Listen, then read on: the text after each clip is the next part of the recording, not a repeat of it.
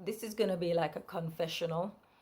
Right. So I am, as you know, have been staying at my sister's place prior to her going into hospital. And for the 8 weeks that she's been in hospital, because it's more convenient for me to go back and forth to get to the hospital, and it's more central. So anyway, I'm seeing the small mercies as we go. So, for example, her landlords are the type of landlords who come and do inspections and, see if anything needs repairing.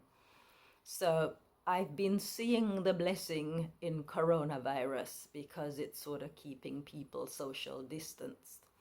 So I thought, okay, we're getting away with it because obviously I'm here and I'm working and I'm doing what I'm supposed to do. But I'm not strictly supposed to be here. So, cutting a very long story short, my sister comes home tomorrow, Friday, and I'm here organizing, getting everything done, making sure the bed came yesterday, the chair and this device that I need to use to get her from point A to point B that arrived as well. But though the chair and that device, I don't know what it's called, they arrived at the point when I was thinking, oh my gosh, what am I going to do? Because for some reason, like I've had her phone, and I usually take it with me to the hospital so she can speak to her mother.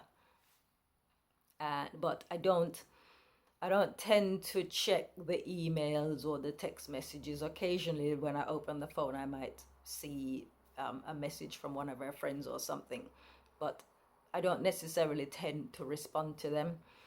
So I don't know why, but for some reason, I looked at the phone today and I saw an email from whatever the company is called, from whom my sister rents the property. So I had a look, and it was dated 2 days ago, and they want to do the annual, they're sending the electrician round to do the annual inspection just to make sure the electrics are okay. And the landlord himself is going to meet the electrician at the property here. So that's due to happen on Monday. I'm not sure what date Monday is, the 2nd or something. Yeah, I think it's the 2nd. Right, so that's due to happen on the 2nd. So obviously, I'm here, I've got all my stuff, I've got my sewing machine, everything here, and I'm thinking, what do I do? Because it's short. I don't have much time. My sister comes back tomorrow. I need to get rid of everything. I need to vanish. I need to get rid of all traces, all evidence of me being here. And I'm thinking, but I've got work. I've committed to get some work done that I haven't even picked up the fabric from my place, right? And the plan was to get all of this done by Monday because I've got another hospital appointment with my sister on Tuesday, and that's gonna take all day. We're being collected at 8, and that's gonna be an all-day appointment, literally. So I thought I had myself organized, and then this bombshell. So I'm thinking, oh my gosh, because the landlords are fussy. I'm thinking, okay. In fact, they don't know that my sister is ill, because obviously with the coronavirus, they haven't been in touch since March. So it's that time where the electrics need to be checked and the landlord's coming. So it's like, okay, what do I do?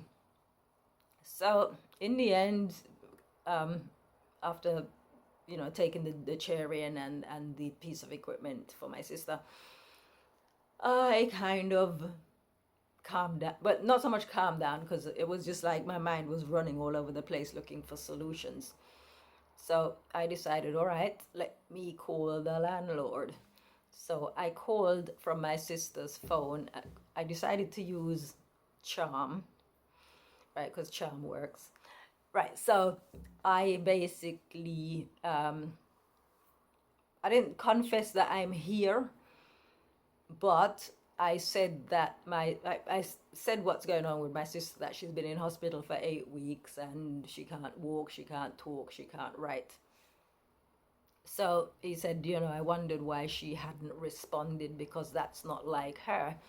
And thankfully, he was very sympathetic, because some people would have said, why wasn't I informed or something? So as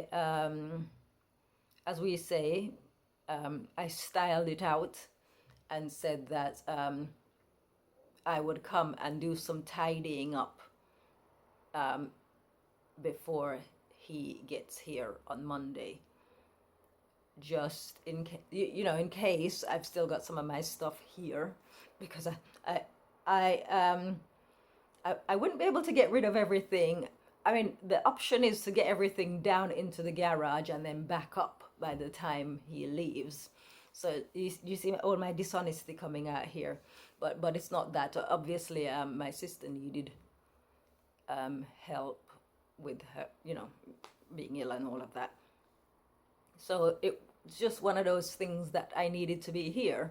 But I'm thinking, oh my gosh, can you imagine if I was here and then the door, because the landlord has a key, and then the door opens and my sister's in bed and I'm in here sewing, and it's like it walks in and it's saying, what's happening in my flat, right? So I mean, that is resolved, but I'm going to be doing a night shift tonight, a night shift tomorrow, a night shift on Saturday, in order to get everything done and out of the way.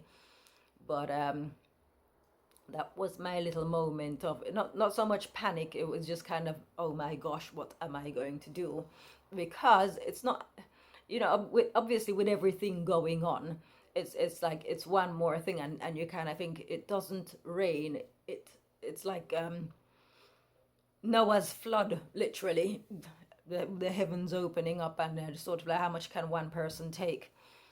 So I am here. I mean, there are some other little issues going on that I need to deal with on my side. There are certain things that I need to sort out. So I've got that, as well as I need to sort of get everything ready for my sister. But anyway, that was a close shave. But I guess the moral of the story is it pays to be able to talk your way out of things. He has been here, the landlord and his wife, they've been here. So they've seen the curtains that I've made for my sister. So I kind of said, just so they know that I'm not a bum, that I'm somebody who, a productive member of society kind of thing. I said I would be staying over at night with her. So there's no problem with that. And he sent his well wishes and so on. So I popped down to the hospital this afternoon just to alert her, to give her time to absorb that information, just to let her know they're coming. So come Monday, they will, I guess, pop into the room and say hi to her and whatever. But at least she's aware that they're coming, and she knows it sounds like I'm sort of like the world's biggest liar here, but it's not that.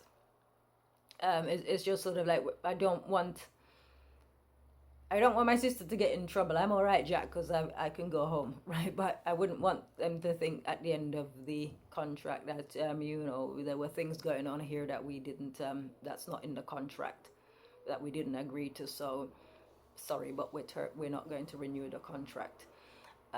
So that was my little close shave. But like I said, just been having a few words up with the man upstairs, and it's sort of like, how much more? When is this thing going to, how much more are you going to keep pouring down on me? Because it's sort of like one person having to deal with all of these things, and on top of that, I've got my work to do. I'm not sort of like having a go regarding my sister's situation or anything, but I'm just saying sometimes I think to myself, the amount of, if you like, pressure that I have to absorb, and that doesn't even take into the other things that I've got to do. So I will. I'm sort of looking towards the kitchen at the moment, because I've got a whole load of washing to do, and I've got to make the bed. When I went to the hospital, I asked her if she wanted sort of like a warm blanket underneath, because it's one of those air beds, and you know it's sort of, it's plastic and it can get, for me it's cold, but she said no, she will suffice with a regular sheet. So I've got to get all of that ready by the time she comes back tomorrow morning. So it's going to be a very long night, but I kind of think, when will I get some rest in my life? And I don't want to have to wait till I go to my grave. I would like to be able to just, you know, have some time in my life where I can just, all right. So before my sister got ill, yeah, I had that time, but I was still working. I was doing long hours still.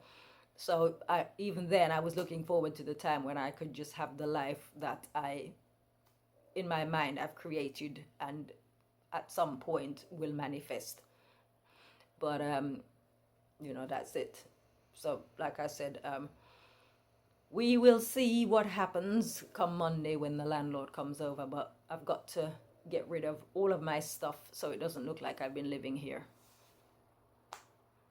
Anyway, that's it.